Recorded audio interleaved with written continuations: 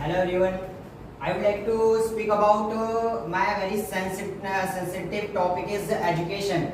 First of all, I would like to thank you giving me this opportunity, and I would like to speak about very fantastic topic is importance of education.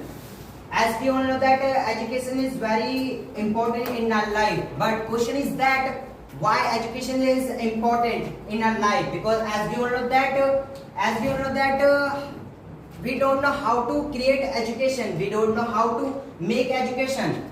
That's why we need to understand the education. Education is not a small thing. Education is the very biggest thing and a fantastic thing also, because education is not how well you can read and write, and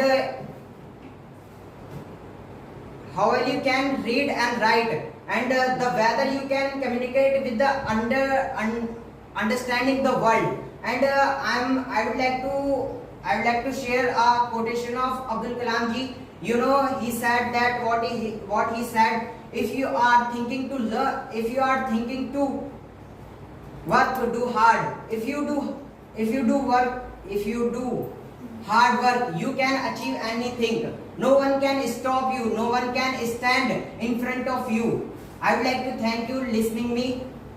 Thank you.